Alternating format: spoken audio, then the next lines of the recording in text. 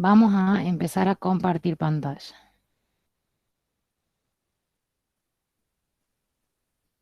Toda mi pantalla. Ustedes me avisan cualquier cosa si se deja de ver o de escuchar. Bien, esta es la unidad número 8. Ahí estamos. Bueno, la unidad número 8 habla de los procesos de reorganización societaria. Vamos a ver tres tipos de procesos en los cuales la sociedad, que ya existe y ya comenzó con su giro comercial, decide reorganizarse. Acá yo les pongo que el proceso societario es un proceso dinámico. La sociedad se va a desenvolver en el ámbito del mercado y este ámbito está en evolución constante, lo cual obliga a la adaptación. Los tres modos de reorganización que vamos a ver hoy son estructurales y están plasmados en la Ley General de Sociedades 19.550 y son la transformación, la fusión y la escisión. Además, hay otros mecanismos de cooperación que están regulados por el Código Civil y Comercial de la Nación, como lo son los contratos asociativos. Pero en la clase de hoy, nosotros, a ver, nos vamos a... Escucho el ruidito de que tengo que aceptar a alguien. Esperen un segundito. Ahí está.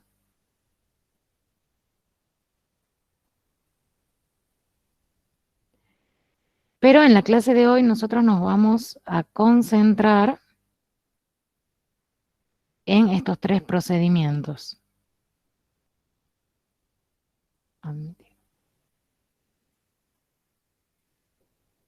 Bien, ahí están viendo el Power de vuelta, chicos.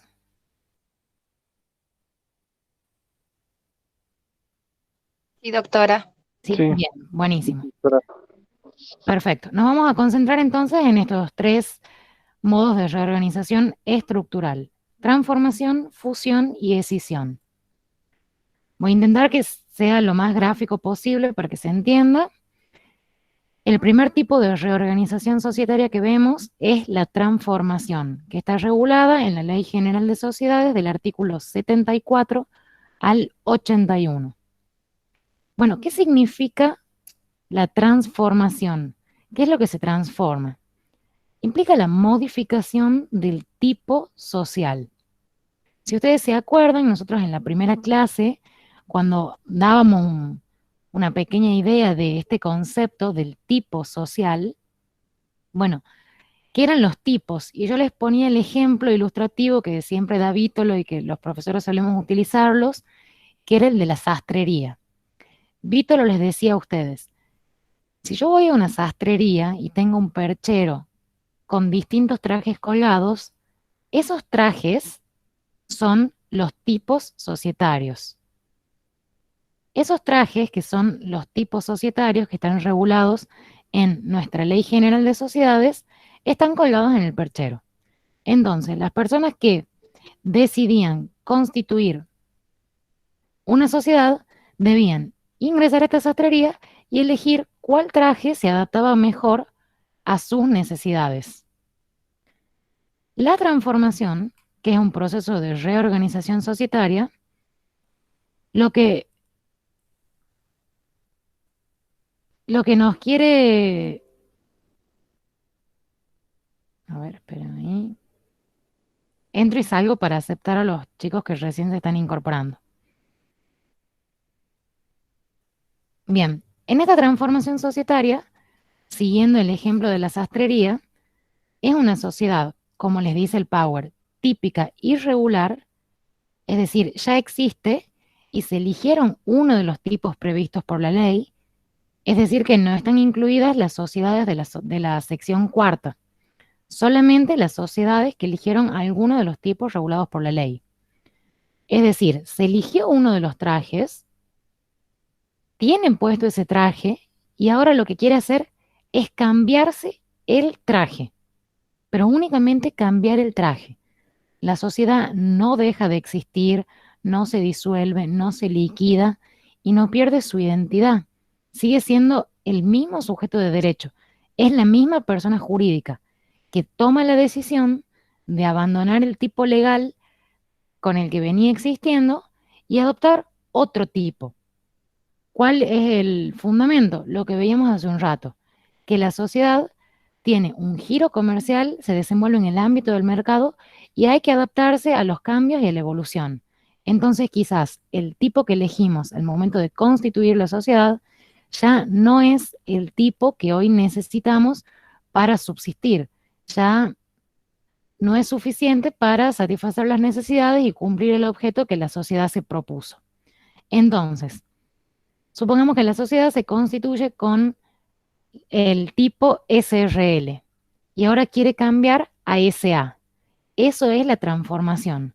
Es la misma sociedad que deja de regirse por un tipo para pasar a regirse por otro. Como les decía en el ejemplo, si ustedes entran a la sastrería y tienen un perchero con estos trajes, tenía puesto uno, lo devuelvo y me pongo otro. Ahora bien, cuando hablamos de la sección cuarta, Vito lo habla del cajón de sastre, es decir, algo que no está en el perchero. Si ustedes no eligieron ninguno de esos tipos, ¿qué pasa con esa sociedad que no eligió ningún tipo social al momento de constituirse? Queda regida por la sección cuarta. Y esa sección cuarta, Vítolo le dice el cajón desastre. Es decir, no tengo nada en el perchero, ninguno me queda bien, entonces voy a ver en el cajón qué hay y quedo en ese cajón. En este caso, si ustedes al momento de constituirse no eligieron ningún traje y están en ese cajón desastre, ahora no pueden transformarse, porque la transformación implica que ustedes desde el comienzo sean una sociedad típica y regular. Ya tienen puesto un traje, ya son parte de un tipo y ahora cambian a otro tipo. Acá no hay una constitución de una nueva sociedad, simplemente es un cambio de estructura. ¿Cuáles son los requisitos y el procedimiento para que proceda esta transformación? Bueno, esto que ustedes lo ven acá como enumerado del 1 al 5, lo van a encontrar en el artículo número 77 y lo pueden imaginar también como un caminito, ¿no? Como una línea temporal. El primer paso que nosotros tenemos que dar es el acuerdo unánime de los socios. Es decir, como los socios decidimos constituir la sociedad bajo determinado tipo, este cambio, esta transformación es muy importante. Entonces debemos estar todos de acuerdo para cambiar ese tipo y elegir otro, salvo pacto en contrario o lo dispuesto por algunos tipos societarios, pero en principio requiere acuerdo unánime. Una vez que tenemos este acuerdo, hay que confeccionar un balance especial, que debe estar confeccionado, ahí les dice el Power, que no exceda a un mes a el acuerdo de transformación. Es decir, desde el punto 1, cuando nosotros tomamos la decisión, dentro del mes siguiente tenemos que confeccionar un balance especial. Dentro del mes siguiente para que sea actual, para que esté actualizado y sea acorde a lo que hemos decidido en el punto 1. Entonces, dentro del mes vamos a confeccionar este balance especial y lo vamos a poner a disposición de los socios. Este balance especial tiene que ser aprobado, por supuesto, también por los socios, por las mismas mayorías establecidas para la aprobación de los balances de ejercicio. El punto 3 es la instrumentación del acto. Es decir, hay que otorgar un acto que instrumente la transformación de la sociedad por los órganos competentes. ¿Y qué tenemos que poner acá? ¿Quiénes son los otorgantes, las mayorías, el capital? Cualquier tipo de cambio que pueda haber desde el principio hasta esta transformación tiene que constar en la instrumentación del acto. Entonces, primero, en primer lugar, ponernos de acuerdo. Hacemos este acuerdo de transformación. En segundo lugar, confeccionamos el balance especial. En tercer lugar, instrumentamos lo que ya acordamos en el primer y en el segundo acápite. Y cuando ya lo tenemos instrumentado, la ley nos exige la publicación. Tenemos que publicar por un día en el boletín oficial. En el diario de publicaciones legales les dice la ley que corresponda. Y ahí el artículo 77 les dice con precisión ¿Qué debe contener esta publicación? La fecha de la resolución social en que se aprueba la transformación, es decir, el punto 1, cuando lo aprobamos, la fecha del instrumento, del punto 3, la razón o denominación social anterior y la adoptada, donde tiene que estar clara la identidad. Es decir, si antes éramos Margarita SRL y ahora pasamos a ser Margarita SA, tiene que estar claro el cambio del tipo social. En el caso de que haya socios que se incorporen o se retiren, también tiene que quedar constancia. Y por último, luego de la publicación, debemos inscribir. Debemos inscribir este acuerdo en el registro público, que como ustedes ya saben, en el caso de Tucumán, estamos hablando de la Dirección de Personas Jurídicas. Ustedes verán en los libros la IGJ, que es el organismo competente en Buenos Aires, la Inspección General de Justicia. Entonces, vamos a hacer de nuevo el caminito. Tenemos, en primer lugar, decidir, acordar, ponernos de acuerdo de realizar la transformación de la sociedad y cambiar el tipo escogido en un principio. Nos reunimos en el órgano de gobierno de la sociedad y decidimos a qué tipo queremos cambiar. Una vez que tenemos este acuerdo unánime, en principio unánime, después tenemos que confeccionar el balance especial que no exceda a un mes del acuerdo. Luego vamos a instrumentar el acto, lo vamos a publicar por un día en el boletín oficial y por último vamos a inscribirlo en el registro público. Este esquemita lo que les quiere mostrar es la responsabilidad. ¿Qué sucede con la responsabilidad de los socios antes y después de la transformación? En el primer ejemplo, en el que tenemos la línea en azul, vamos a ver que una sociedad colectiva se transforma en una sociedad de responsabilidad limitada. La sociedad colectiva tiene la característica de que sus socios tienen una responsabilidad más agravada, una responsabilidad solidaria y subsidiaria e ilimitada. Solidaria, subsidiaria e ilimitada, distinta a la de los socios de la SRL, que tienen una responsabilidad limitada. Entonces, ¿qué sucede si yo, cuando era una sociedad colectiva, contraigo una obligación que no se cumple en ese momento, sino que debe cumplirse luego de la transformación? Yo acá en el medio les pongo la transformación. La obligación se contrae cuando la sociedad estaba bajo un tipo social, pero debe cumplirse cuando ya se encuadra en otro tipo social. Y entre estos dos tipos sociales, la responsabilidad es diferente. ¿Qué sucede con la responsabilidad? Se mantiene solidaria e ilimitada, salvo, ¿cuál es la excepción? El consentimiento expreso de los acreedores.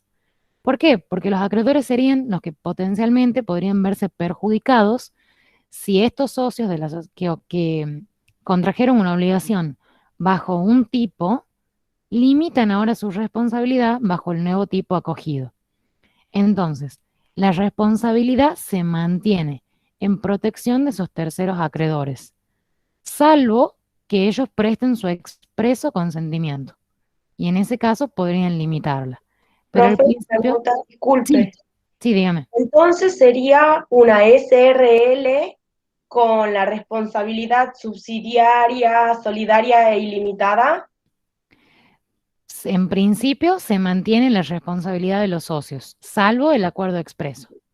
Ajá. Bien, gracias. No, de nada. Profe, Sí, ¿cómo le va? Buenas tardes. buenas Entonces, tardes. cuando se da la transformación, se mantiene la responsabilidad del anterior traje, a Ujú. menos de pacto en contrario, sea Eh, la empresa, sea el tipo que sea. exacto, o sea, Perfecto. para que cambiemos tenemos que tener ese consentimiento expreso, les dice la ley, de los terceros. Buenísimo, Ahora, muchas gracias. no, de nada. Ponemos el ejemplo contrario.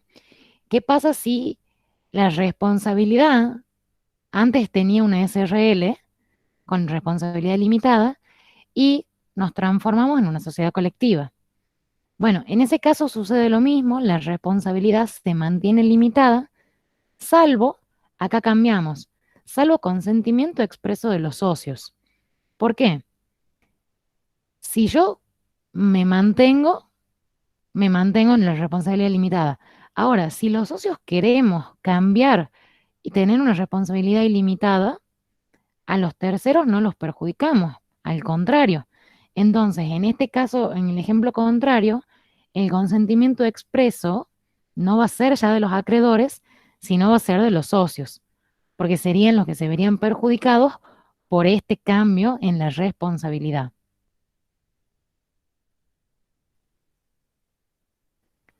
Ahora, acá hay un punto muy importante que es el derecho de receso, que lo tenemos en el artículo 78. ¿Qué pasa, digamos, en la transformación? Como yo les decía, no es un cambio pequeño, es una modificación muy importante porque ustedes eligieron un tipo y ahora estamos pasando a otro tipo. Entonces, hagamos de cuenta que el acuerdo fue unánime, como era la regla principal. Se toma el acuerdo unánime de la transformación. En ese caso, no existiría el derecho de receso. ¿Cómo? Doctora, disculpe, Sí. no sé si soy yo, pero se le escucha recortado. No sé si a otros chicos les pasa. Eso No, díganme escucho bien ustedes. yo. ¿Escuchan bien? No, yo sí escucho bien. Bien, bueno, Disculpe, usted mismo. no hay problema. Repito de nuevo, cualquier cosa me preguntan después. Bueno, como les decía, en principio dijimos que el acuerdo para la transformación es unánime. Si es unánime, significa que todos estamos de acuerdo y todos dijimos que sí. En ese caso, no existe el derecho de receso, porque si yo dije que sí, después no puedo tirarme para atrás, me iría en contra de un acto propio. Ahora, en los casos en que no se exija la unanimidad y se haya establecido una mayoría para tomar este acuerdo de transformación, sí existe el derecho de receso, que es inherente a la condición del socio. ¿Y para quién existe este derecho de receso? Para los socios que en esa votación en la que se acordó la transformación votaron en contra o estuvieron ausentes. Es decir, no estaban ausentes, no participaron o votaron en contra, manifestaron desde el principio un desacuerdo. Aún así, a pesar de su manifestación contraria de voluntad, se alcanza la mayoría necesaria, se obtiene el acuerdo y la sociedad se transforma. Pero ellos no tienen la obligación de quedarse, porque no son las condiciones con las que pactaron al comenzar y no están de acuerdo. Entonces pueden ejercer, porque es inherente a su condición de socio, el derecho de receso, es decir, el derecho de salir de la sociedad, de dejar de formar parte. La sociedad va a seguir su curso, pero ese socio dice, yo hasta aquí llegué, yo ahora me retiro. ¿Cuándo pueden hacerlo? Como les dice ahí la filmina, dentro de los 15 días desde el acuerdo social. Es decir, desde el primer puntito, transcurridos los 15 días, yo tengo la posibilidad de ejercer mi derecho de receso. En ese caso, el socio recedente va a tener derecho a que se le reembolse su participación sobre la base del balance de transformación. Entonces, volviendo a esta filmina, desde el primer punto del acuerdo, en caso de que no haya sido unánime, los socios que hayan votado en contra o hayan estado ausentes tienen 15 días para ejercer su derecho de receso. Y en base a este balance especial que se realizó, se les va a reembolsar su participación. Ahora, rescisión del acuerdo. Se puede dejar sin efecto el acuerdo de transformación, el punto 1 que vimos recién, cuando antes de la inscripción, es decir, del punto 5. ¿Cómo? Con la misma decisión que se tomó ese acuerdo. Si para decidir la transformación fue por acuerdo unánime, bueno, para rescindirla, para decir lo dejemos sin efecto, también el acuerdo va a tener que ser unánime. Pero si el acuerdo se tomó por una mayoría, por la misma mayoría, se va a acordar dejarlo sin efecto. Lo mismo que podemos decir que sí, ahora podemos decir que no. El límite es la inscripción.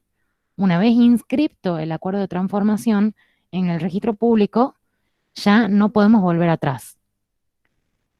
Si ya existía publicación, que era el puntito 4, el previo a la inscripción, si ya existía publicación no hay problema. Es posible la rescisión, pero debo hacer una nueva publicación dando a conocer la rescisión. Entonces, en este caso, toman el acuerdo, pongamos en el ejemplo, se toma el acuerdo por acuerdo unánime. Se hacen los balances, se otorga el acto, se publica y luego de publicar, pero antes de inscribir, decidimos volver atrás. ¿Se puede? Se puede. ¿Qué cantidad yo necesito de socios que estén de acuerdo? Si el primer acuerdo fue unánime, este también. ¿Y qué voy a hacer? Porque ya publiqué, publicar de nuevo, dando a conocer la rescisión del acuerdo. Acá no confundan, no es la rescisión de qué, del acuerdo de transformación. Esto es receso, significa un socio sale de la sociedad porque votó en contra o estuvo ausente, y esto es rescisión del acuerdo. No hay transformación. En el derecho de receso sí hubo transformación, solo que un socio salió. Acá no hay transformación, volvemos para atrás. Caducidad del acuerdo. Esta es otra posibilidad. Dentro de los 3 meses del acuerdo del punto 1, si Doctora, no... Sí, disculpe, ahí antes que pase al otro tema, ¿podría dar la etapa esa que dio recién, esa cortita, que te habla de la publicación, después luego la inscripción, todo, para tener... Volvemos acá. En esta filmina ustedes ven, en primer lugar, el acuerdo unánime. Después la confección de los balances, la instrumentación del acto, la publicación por un día y la inscripción. Si este acuerdo no fue unánime y fue por alguna mayoría, los socios que estuvieron ausentes cuando se tomó este acuerdo o que votaron en contra pueden ejercer su derecho de receso dentro de los 15 días de este acuerdo.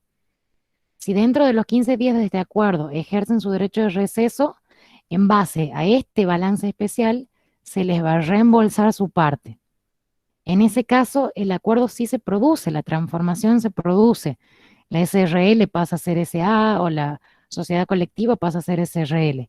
Solo que hay uno o varios socios que se retiran de la sociedad.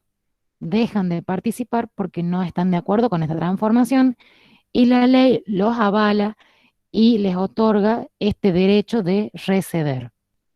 Ahora, otra cosa es la rescisión del acuerdo. ¿Qué significa? Hacemos el acuerdo unánime, pero después nos arrepentimos. Nos damos cuenta que no queremos cambiar el tipo, que estamos bien con el que venimos y preferimos quedarnos como estamos. En ese caso, si entre el punto 1 y el punto 3 ustedes decidan volver para atrás, no hay problema. Se vuelve para atrás y nada pasó. ¿Qué se va a necesitar? La misma mayoría o la misma unanimidad, según el caso, que se tomó para acordar. O sea, si todos dijimos sí, ahora todos decimos no. Si fue una mayoría, supongamos 3/4 para decir sí, ahora 3/4 deben decir no. La misma mayoría o unanimidad. Ahora bien, si nosotros cambiamos de idea y queremos volver para atrás, una vez que ya publicamos, que ya estamos en este punto 4, sí podemos, pero vamos a tener que hacer una nueva publicación por un día en el boletín oficial, poniendo en conocimiento esta rescisión. ¿Qué es la rescisión? Dejar sin efecto el acuerdo de transformación. Ya no nos transformamos, no cambiamos de tipo y quedamos igual que antes. Cuando ya no puedo, ¿cuál es mi límite? El punto 5. La inscripción registral. Yo, chicos, de todas formas, este Power se los paso después, así que van a tener para copiarlo. Y esto también, todo lo que les estoy poniendo acá, está en la ley. La idea del Power es que ustedes lo tengan lo más esquemático posible para entender, pero después vayan a la ley, lean la totalidad de los artículos y seguro entienden. No, de nada, no hay problema. Bueno, vamos a lo último en la transformación, que es la caducidad del acuerdo. Si dentro de los 3 meses de que tomamos el acuerdo no lo inscribimos, el principio es que ese acuerdo caduca. La ley nos establece que caduca, es el artículo 81 de la ley. Ahora, ¿cuál sería la excepción? Que no se haya inscrito este acuerdo por un atraso normal en el cumplimiento de los trámites, algo que perfectamente podría ocurrir en la pandemia. Ustedes saben ahora en la pandemia que todos los trámites en los distintos organismos están más lentos de lo normal. Entonces, como es una razón atendible, en ese caso no caducaría, es una excepción, por supuesto habrá que alegarla, pero si no hay una excepción, que haya un atraso por el normal cumplimiento de los trámites, si nosotros hicimos el acuerdo y después nos quedamos ahí, no hicimos nada más, no promovimos la inscripción, no avanzamos, ese acuerdo cae, caduca, y habrá que hacer uno nuevo en caso de que se quiera seguir con la transformación más adelante. Igual que vimos recién, si ya se publicó el acuerdo, pero caduca, bueno, tendremos que hacer una nueva publicación anunciando la caducidad. Y los administradores serán responsables solidaria y limitadamente por los perjuicios causados por esta falta de inscripción o de caducidad. Entonces, para redondear, nosotros en la transformación vimos desde el artículo 74 al 81 cuál es el concepto. Va a haber transformación cuando una sociedad adopte otro de los tipos previstos. Esta sociedad no se disuelve, no se liquida, sino que cambia el tipo. Pasa de ser SRL a SA, pasa de ser SA a ser colectiva, pasa de ser colectiva a ser SRL. Los ejemplos son muchos. Vamos a dejar de compartir para cerrar. Bien, entonces, como les decía, cambia el tipo. No se disuelve y no se liquida. La sociedad sigue siendo la misma. Lo que está haciendo es sacarse un traje y ponerse otro. ¿Cuáles? Los que la ley nos ofrece. Ahora, una sociedad de la sección cuarta puede transformarse, no, porque la sociedad que se transforma tiene que estar constituida bajo alguno de los tipos previstos. Las de la sección cuarta justamente se caracterizan por ser libres, residuales, por no ser típicas. Ahora bien, ya en la clase de mañana van a ver en profundidad la sección cuarta y van a entender un poco más, pero tienen que saber que la transformación no se aplica a la sección cuarta. Ellas van a tener la posibilidad de subsanación, que ya lo van a ver mañana, pero en principio, ¿qué es la subsanación? Esa sociedad de la sección cuarta, que no estaba sujeta a ningún tipo, dice, ahora quiero estar sujeta. Quiero configurarme como alguno de los tipos, entonces me subsano. Y cumplo con los requisitos que me faltaban para encuadrar en alguno de los tipos previstos. Pero eso ya, tranquilos, lo van a ver mañana en profundidad. Ahora que quede claro que para la transformación se necesita como base una sola sociedad, no son dos, es una sociedad típica y regular que cambia el tipo. Era un tipo, ahora se modifica y acoge otro tipo. Vimos la responsabilidad de los socios, que está en el artículo 75 y 76. Dijimos que la transformación no va a modificar, por ejemplo, la responsabilidad solidaria ilimitada, salvo el acuerdo de los acreedores, y ese acuerdo, ese consentimiento debe ser expreso. Y en el caso contrario, cuando la responsabilidad sea limitada, necesitamos el acuerdo de los socios. Vimos los requisitos, este caminito, son 5 pasos: el acuerdo unánime, la confección de los balances, la instrumentación del acto, la publicación por un día en el boletín oficial y por último la inscripción. Y luego vimos 3 supuestos: el derecho de receso, por el cual un socio se decide retirarse. Recuerden que esto no va a aplicar cuando el acuerdo haya sido unánime, solamente cuando haya sido por otra mayoría.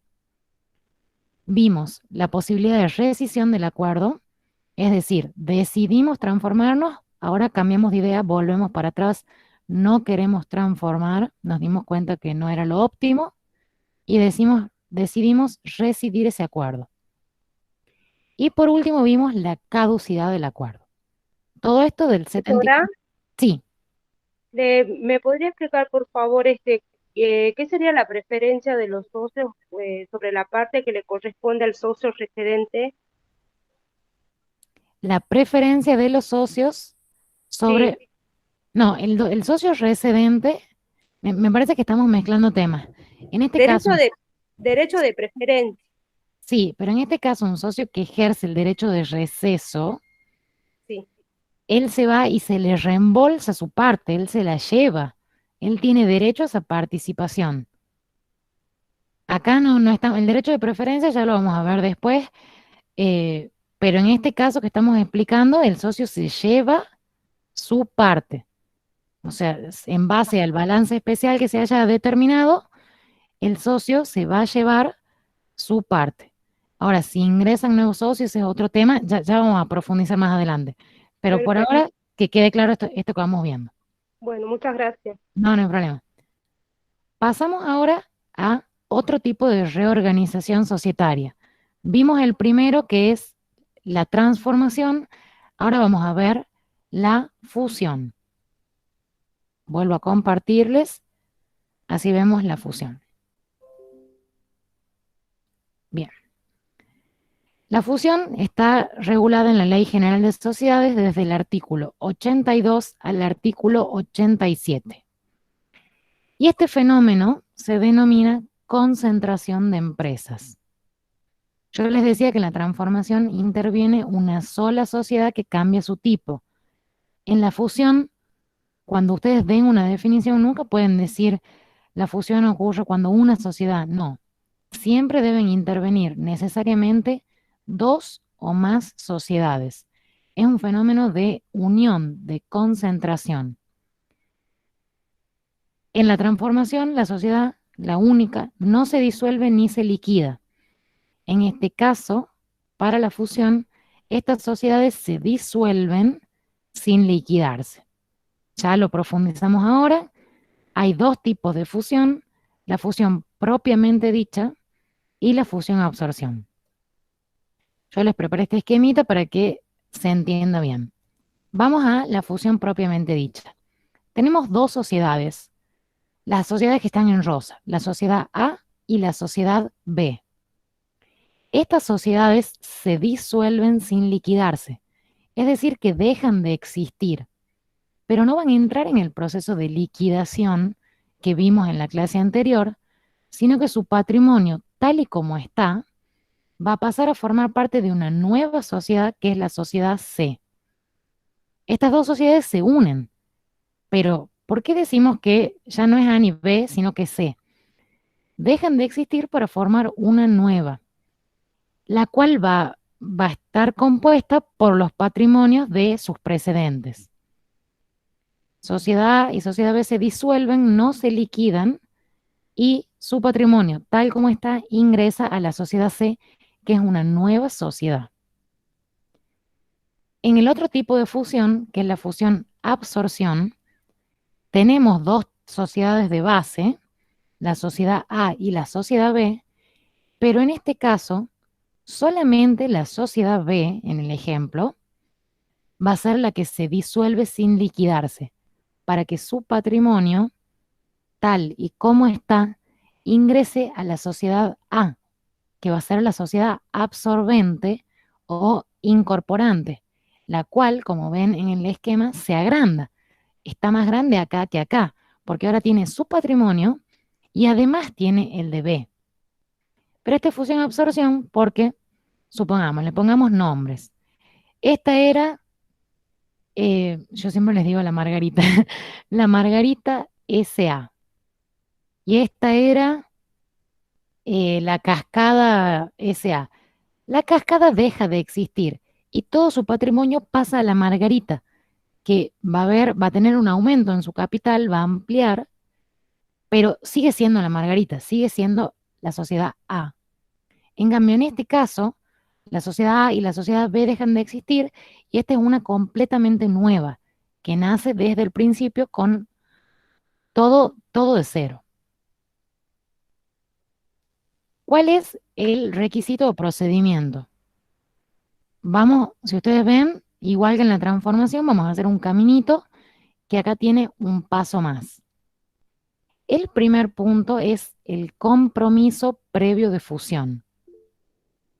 Este compromiso previo de fusión, este artículo es el 83, lo que estamos desarrollando acá, lo otorgan al compromiso previo de fusión los representantes de las sociedades. Y en ese compromiso previo ellos deben exponer los motivos y la finalidad de la fusión. ¿Por qué me quiero fusionar con otra sociedad? Bueno, hago esa exposición de motivos. Tengo que tener también los balances especiales de la fusión de cada sociedad. O sea, acá todo va a ser por dos, porque hay dos sociedades que intervienen. Entonces, ambas exponen los motivos de la fusión, los balances de cada una. Como intervienen dos sociedades, este proceso es más complejo que el de la transformación, porque puede haber un cambio en la participación de los socios. Supongamos, si en la sociedad A había 3 socios y cada uno tenía el 33,3%, y en la sociedad B había 2 socios que cada uno tenía el 50%, en el caso de una fusión propiamente dicha, en estas sociedades se disuelven sin liquidarse y pasan a constituir la sociedad C va a tener 5 socios, en vez de 3 que tenía la sociedad A y 2 que tenía la sociedad B. Y estos 5 socios seguramente tengan una participación distinta a las que tenían en las sociedades de origen. Entonces, en este compromiso previo de fusión, todos estos cambios tienen que estar explicados de manera clara y precisa para saber a qué nos estamos comprometiendo, cuál es el paso que vamos a dar y cuál es la nueva posición que vamos a ocupar.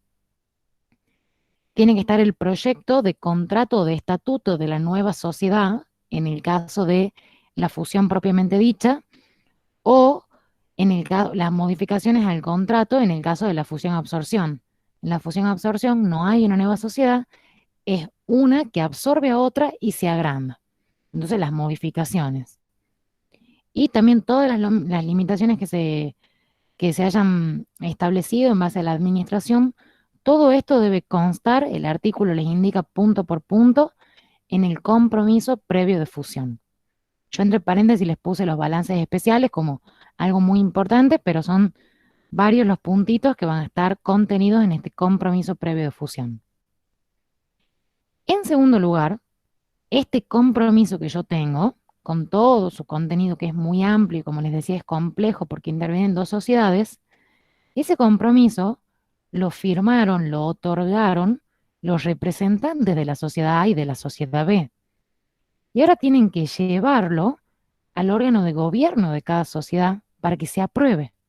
Y ese es el punto 2 que se llama resoluciones sociales. Ese compromiso previo debe ser aprobado por cada sociedad. Una vez aprobado, si vamos bien, este compromiso va tomando fuerza. Lo hicieron los representantes, lo otorgaron los representantes y ahora tiene la aprobación del órgano de gobierno de cada sociedad. Pasamos al tercer punto en este caminito, que es la publicidad. En este caso, a diferencia de la transformación, la publicación también es más agravada. Ustedes tengan en cuenta esto, intervienen dos sociedades. Es más la gente que interviene, tanto dentro como fuera, porque va a haber acreedores de cada sociedad, que ahora van a pasar a ser acreedores de una nueva o de una de las dos que es la absorbente. Entonces, en la publicidad, que en la transformación se nos pedía por un día en el boletín oficial, ahora va a ser por 3 días en el boletín oficial y además en el diario de mayor circulación. Es decir, en Tucumán, en el diario que más circula, además de en el boletín oficial, también deberá estar publicado. En cuarto lugar, tenemos la oposición. Cuando realizamos la publicación, desde el último día de publicación, es decir, desde el tercer día, los acreedores van a tener 15 días desde esa última publicación para oponerse a la fusión. Van a tener que decir que ellos se oponen. ¿Por qué se opondría un acreedor? Posiblemente porque tiene un crédito en el cual la sociedad, una de las dos sociedades, es la deudora y él todavía no se lo cobró.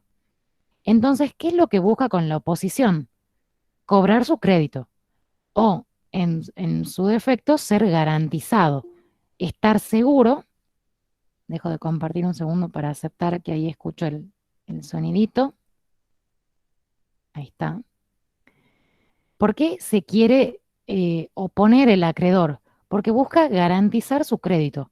Busca en primer lugar cobrarlo. Y si no puede cobrarlo, busca por lo menos garantizarlo. Pero esta oposición del acreedor no nos va a pausar a nosotros el procedimiento de fusión. No se detiene.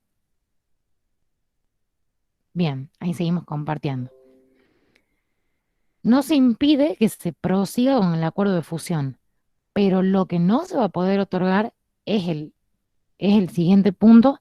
No se va a poder otorgar el acuerdo definitivo hasta que se hayan desinteresado esos acreedores que presentaron una oposición. Es decir, los acreedores se oponen. Ahí estamos. ¿Y qué puede hacer la sociedad? Puede ser la sociedad A o la sociedad B. En primer lugar, pagarles el crédito que tienen. Y ahí los desinteresan de manera completa. Ya no tienen una deuda y este acreedor ya no tiene sustento ni motivo en su oposición. Otra posibilidad es garantizarlos.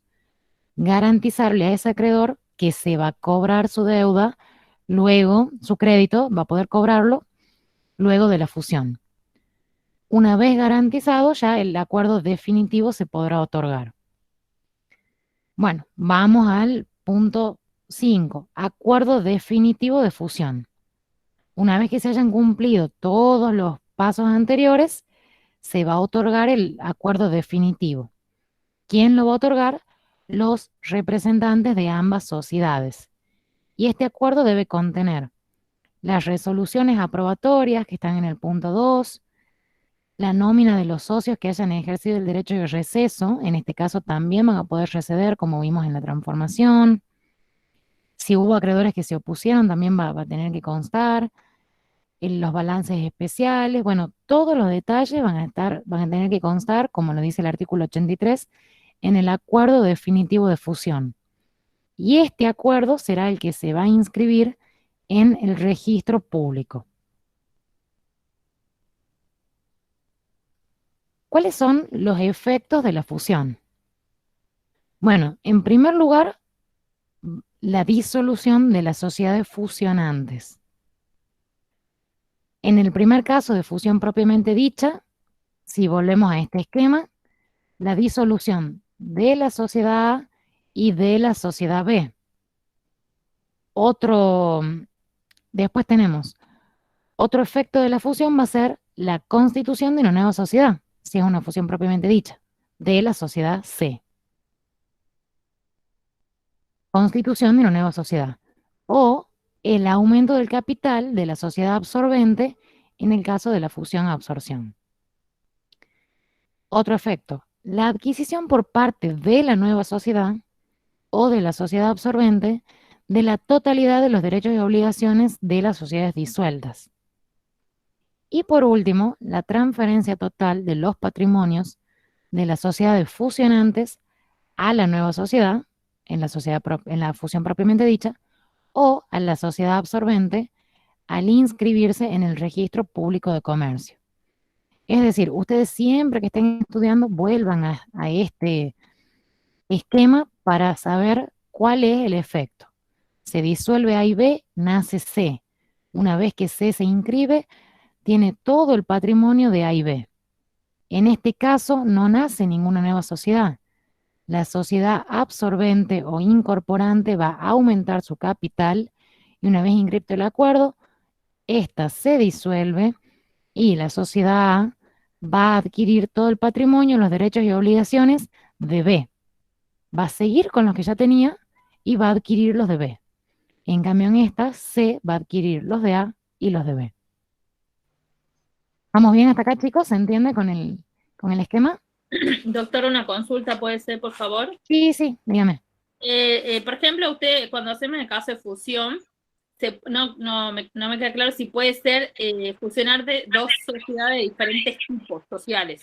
Por ejemplo, una SRL con una sociedad anónima. O siempre tienen que ser del mismo tipo. Bueno, en ese caso, todo eso va a tener que constar en el compromiso previo de fusión. Ujú. Sí, ¿cuál es el tipo que se adopta? Ah, pero sí se puede, digamos. Claro, pero, Ah, pero tienen que ser sociedades típicas. No podrían ser claro. sociedades de la sección cuarta. Ah, claro. Ah, bueno, gracias. No, de nada. Profe, Sí, tengo otra pregunta. Con diga. respecto al derecho de receso de los socios, en caso de una fusión por absorción, el derecho de receso, o sea, no aplica para esos socios, ¿verdad? Porque ellos no, o sea, la sociedad absorbente no pierde nada, absorbe a la otra, no es que se les disminuye el patrimonio ni nada de eso, ¿o sí? Es que en realidad, sí, si bien no le disminuye, si no estaban de acuerdo con esta fusión, no le disminuye, pero le modifica, porque por ejemplo, en esa sociedad que absorbe, capaz que antes eran 3 socios y el socio tenía una participación, y ahora que son 6, 7 o los que sean, cambia esa participación y él puede no estar de acuerdo con eso, porque unir dos sociedades no es fácil. Entonces, que se constituya una nueva o que una aumente no significa que para todos sea la mejor decisión. Entonces, si se votó en contra o se estuvo ausente, de igual manera que la transformación, sea el socio de las sociedades que se disuelven o de la que aumenta, sí van a poder ejercer el derecho de receso. Ah, bueno, perfecto, gracias. No, de nada. Doctora, otra Ahí, consulta, disculpe. sí, no hay problema. Ahí para el derecho de receso, siempre, bueno, se va a aplicar lo mismo que hemos visto recién del artículo 78 y del artículo 79. Ahí lo que estaba viendo, que me preguntaban de la preferencia, ahora entiendo la pregunta, cuando me preguntaban en la transformación, es el artículo 79 que dice preferencia de los socios. La transformación no afecta la preferencia de los socios salvo pacto en contrario.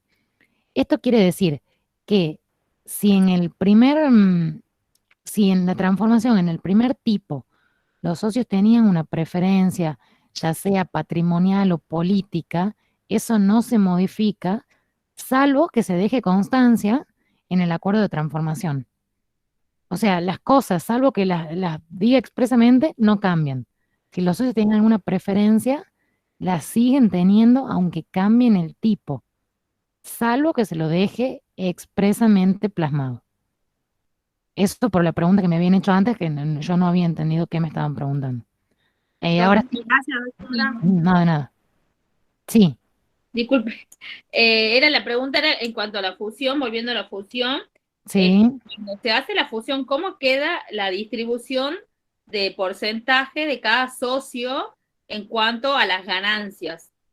Bueno, todo eso, acá la idea es que hay dos sociedades que se están juntando a conversar y que creen que lo mejor es unirse, que Sí, creen que lo mejor es concentrarse. Entonces, deberán, o sea, no hay una regla para eso. Cada fusión puede ser distinta y serán los representantes quienes decidan este nuevo orden en la participación y en qué lugar va a quedar cada uno.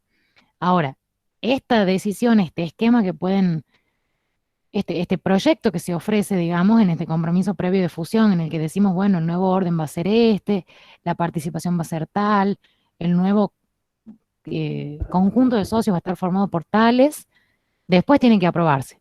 Y si las dos sociedades que se ven involucradas están de acuerdo, se seguirá para adelante. Pero no hay una regla específica, claro, sino que va a depender del caso preciso y de la situación en la que se encuentran esas sociedades que ahora se quieren fusionar. y claro, y ahí entonces ya no me quedó claro si se puede aplicar el derecho de receso. En ese caso, si por ejemplo yo soy socia de una Sí, sociedad y no estoy en acuerdo con el porcentaje que me va a quedar, entonces puedo aplicar el derecho de receso, digamos, en ese caso. exacto, sí, sí Ah, van a poder.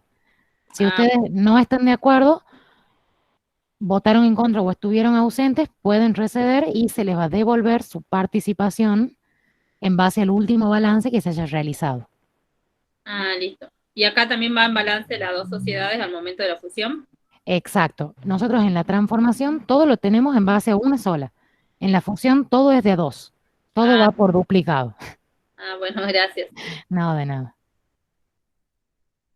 Bueno, acá vamos a ver también una diferencia en el caso de la fusión propiamente dicha, en el cual hay una constitución de una nueva sociedad, la sociedad C, como veíamos recién, y se otorga un instrumento, se tiene que establecer cuáles son los órganos competentes de las sociedades fusionantes.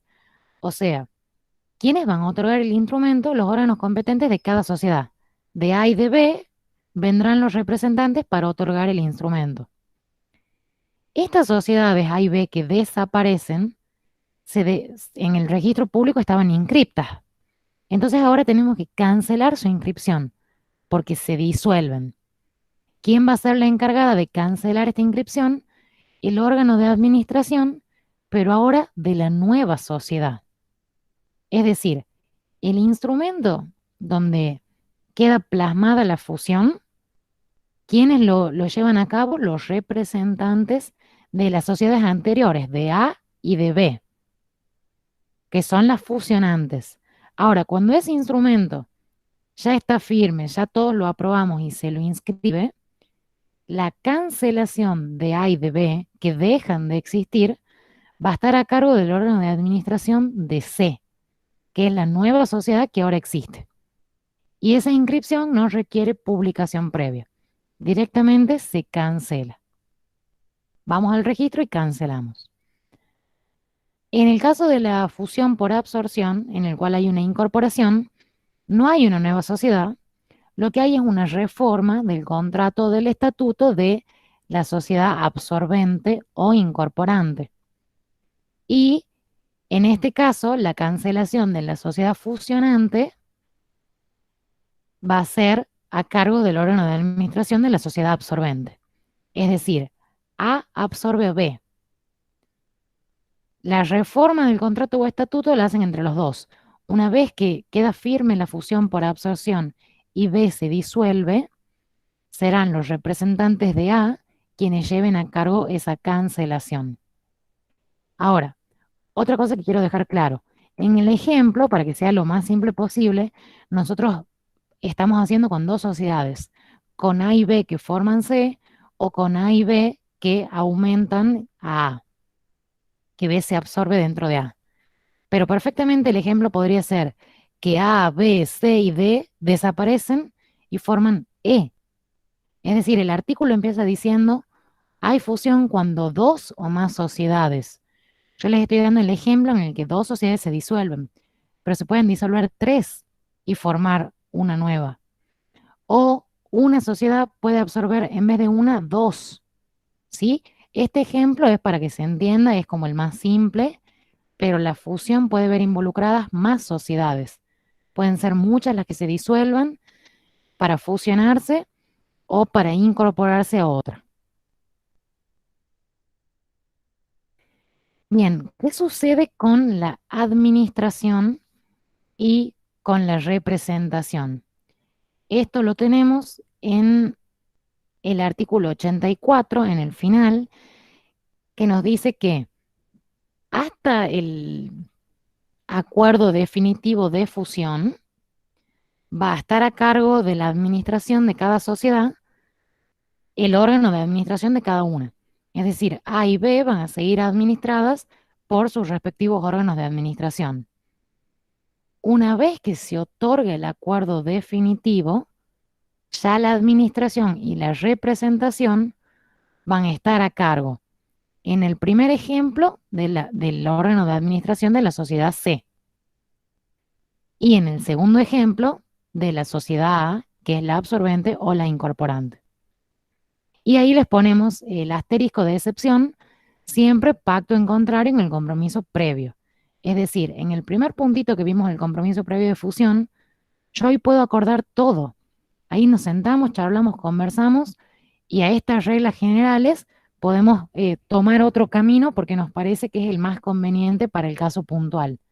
Pero si nada se dijo, se entiende que hasta antes del acuerdo definitivo, la administración y representación va a estar a cargo de cada sociedad fusionante y a partir del acuerdo ya va a estar a cargo de la sociedad fusionaria o de la sociedad incorporante en su caso. Y ahí por último tenemos el derecho de receso, que ya lo hemos venido conversando, también se aplica y nos remitimos a los artículos 78 y 79 que vimos para la transformación. Revocación.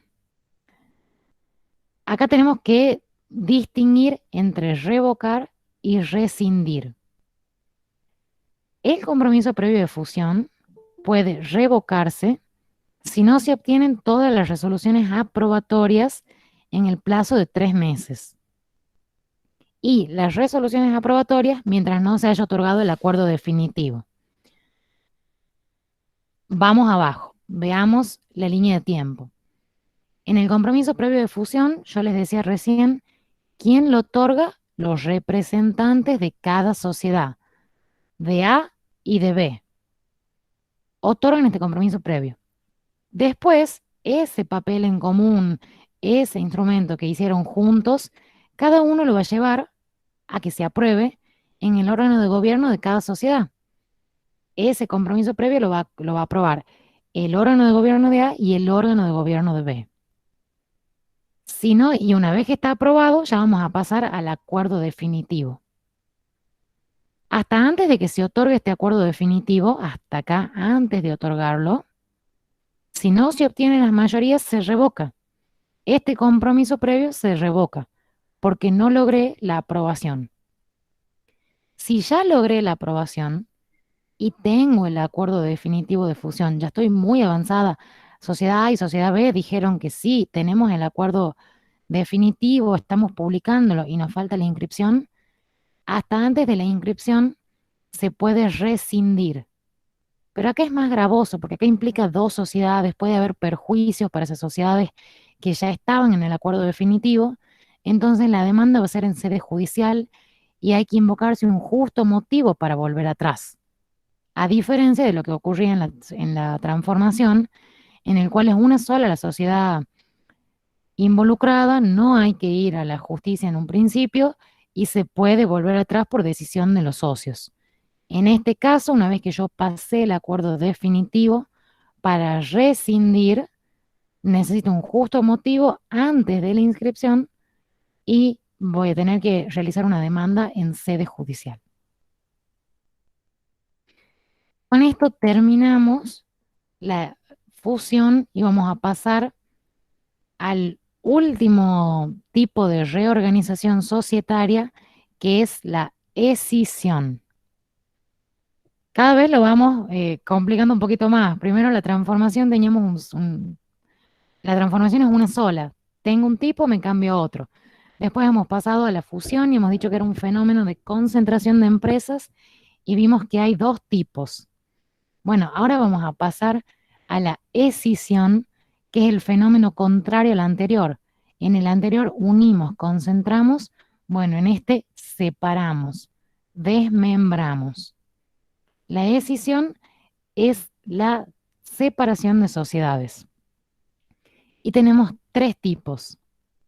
Escisión propiamente dicha, escisión fusión y escisión disolución. La escisión tenemos un solo articulito que es el artículo 88. Y les va a decir que hay escisión cuando y les va a dar estas 3 posibilidades. La escisión propiamente dicha es cuando una sociedad, sin disolverse, destina parte de su patrimonio para constituir una o varias sociedades. Es decir, en este primer ejemplo, interviene una sola sociedad que, ya vamos a ver los dibujitos, saca parte de su patrimonio y antes era solo A y ahora saca parte para constituir B. A sigue existiendo y ahora está A y también está B.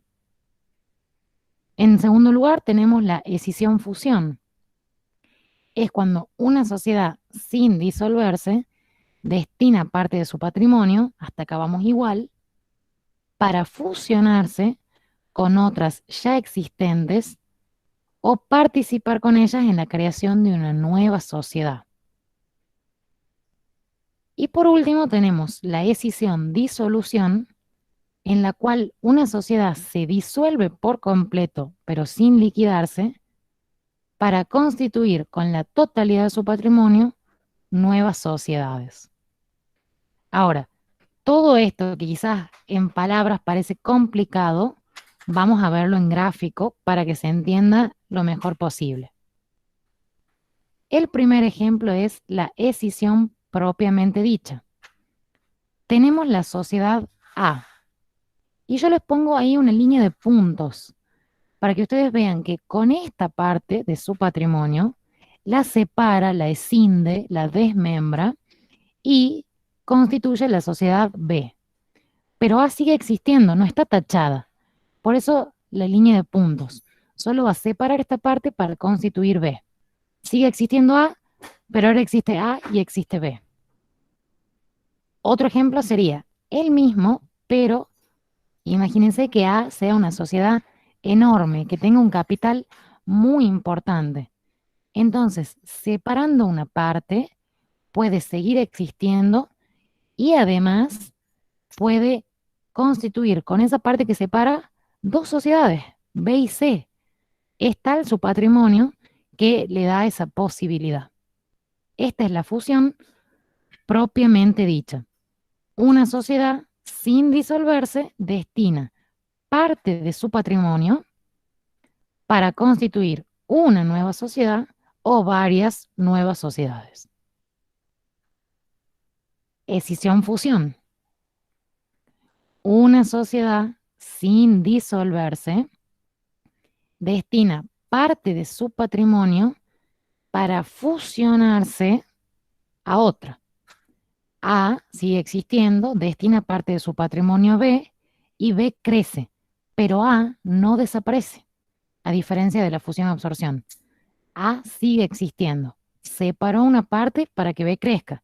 Entonces ahora tenemos A y tenemos B con aumento. O puede ser que estas dos sociedades, A y B, se disuelven sin disolverse, perdón, sin disolverse, destinan parte de su patrimonio para con ellos fusionarse en una nueva sociedad. Es decir, en la fusión propiamente dicha nosotros decíamos A y B dejan de existir y aparece C. En la escisión-fusión no. A y B charlan los representantes de ambas sociedades y dicen, nosotros queremos tener un proyecto en común sin que desaparezcan las sociedades que ya tenemos. Entonces, A y B siguen existiendo, pero como su patrimonio se lo permite, destinan una parte de aquel, cada una destina una parte, y juntas crean C. Por eso se llama escisión-fusión, porque se separa una parte al principio, pero después se une. Y por último, tenemos la escisión-disolución. En este caso interviene una sola sociedad, A, que, imagínense ustedes, los socios se pelean. Hay 4 socios, están divididos en 2 rivalidades, 2 por un lado y 2 por el otro, entonces dicen, vamos a escindir. A va a dejar de existir, sí se va a disolver, para que aparezca B y aparezca C. Entonces 2 socios se van a la sociedad B y 2 se van a la sociedad C y se acabó el problema, no se pelean más, se dividen. Entonces, en los 3 tipos de escisión, en la escisión propiamente dicha y en la escisión-fusión, las sociedades no se disuelven, por eso no están tachadas. Solo, en cambio, en la escisión-disolución sí hay una disolución de la sociedad, como su nombre lo indica. Esto, chicos, ustedes después lo vuelven a ver, lo ven tranquilos. Espero que les sirva el esquema para que se entienda bien. Sé que se va complicando a medida que vamos avanzando. Doctora, Sí. ahí cuando te habla de la decisión-disolución, Ujú. en 3 casos estamos hablando siempre de sociedades típicas, ¿verdad? En la Sí. decisión también. En los tres tipos de reorganización estamos hablando de sociedades típicas. tanto en la transformación como en los dos tipos de fusión, como en los tres tipos de escisión, son fenómenos para sociedades que están constituidas bajo alguno de los tipos previstos en la ley. Son sociedades típicas.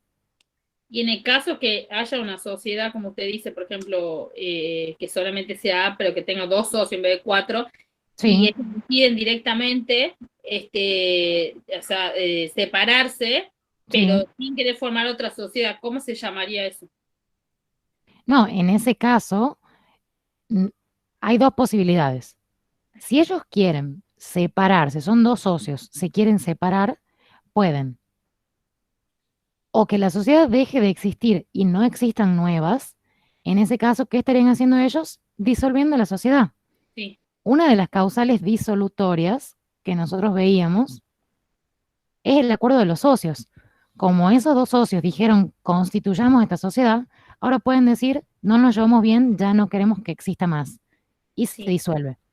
sí, Otra posibilidad, ahí no sería una decisión, es una disolución de sociedad por acuerdo de los socios. sí. Estamos ante una causal disolutoria que es el acuerdo. Otra posibilidad sería que estos dos socios digan, sí, queremos escindirnos y formen dos SAU, que es una sociedad anónima unipersonal que actualmente está regida por la ley. Sí. O que formen dos sociedades distintas que no sean unipersonales y se incorporen nuevos socios. También es una posibilidad. O sea, realmente las variantes son muchas y va a depender del caso concreto. Pero Pero vamos, como comparándola, digamos, con este caso de decisión-disolución, sí, como usted dice, bueno, darse la decisión-disolución propiamente dicha, o otra que decidan que dejan de existir por las causales que establece la ley, o formar sin, una vuelta que usted dice claro, y se llama así, digamos. claro. Pero en cualquier sociedad, siempre los socios pueden decidir disolverla. Decir, llegamos a nuestro fin por distintos motivos. Entonces, eso es una causal disolutoria y no es necesario la constitución de ninguna nueva sociedad. Ah, bueno. Cada uno vuelve a su casa con su parte y no hay sociedad nueva. Si ellos quieren mantener sociedades, bueno, ahí sí verán de qué forma se reorganizan. Ah, listo, gracias. No, de nada. Bueno, y vamos con el último caminito que tenemos acá en la escisión. Ya es la última filmina, acá se acaba. Vamos a hacer los caminitos que veníamos haciendo para las otras dos también. En primer lugar, la ley nos establece la resolución social que apruebe la escisión. Entonces, tenemos que aprobar la escisión. En este caso, en el primer punto que nos dice resoluciones sociales, también vamos a tener la posibilidad de que los socios ausentes o que votaron en contra ejerzan su derecho de receso. En el segundo punto tenemos los balances especiales. Tienen que formarse un balance especial que no sea anterior a 3 meses a la resolución de la decisión. O sea, tiene que ser nuevo. Esa es la finalidad, que sea actualizado, no más allá de 3 meses. Tenemos que publicar, en este caso la publicación es igual que en la fusión, como pueden intervenir más de 2 sociedades, o si interviene una sola se divide en 2, entonces más gravoso. La publicación es por 3 días en el boletín oficial y en un diario de mayor circulación. También vamos a tener la posibilidad de la oposición de los acreedores. Luego tenemos la instrumentación y por último vamos a tener la inscripción en el registro público. Vencido el plazo para que se ejerza el derecho de receso de la oposición, ya estén desinteresados los acreedores, bueno, se va a otorgar el instrumento, el cual se va a inscribir en el registro público. Y en el caso de la fusión disolución, esta sociedad que se disuelve deberá inscribirse su cancelación. En los otros dos casos no, porque no hay ninguna sociedad que desaparece, ninguna se disuelve, simplemente destinan parte de su patrimonio a otras. Solo en este caso, la cancelación de la sociedad A deberá inscribirse. Bueno, ahora sí les dejo de compartir y les voy a pasar este Power que, si no me equivoco, ya está subido al campus, pero se los voy a pasar por el grupo de WhatsApp, donde tienen, para que vean bien, los 3 tipos: transformación, fusión y escisión, y cualquier duda, ya saben, estoy a disposición para que me hagan las consultas. Vean bien los gráficos, es importante que entiendan, y yo siempre les recomiendo, hagan esos caminitos, esas líneas de tiempo que me parece que siempre son útiles para comprender y poder razonar cuando ustedes tengan una pregunta. Profe, Sí, con respecto al último punto de la bolilla 8,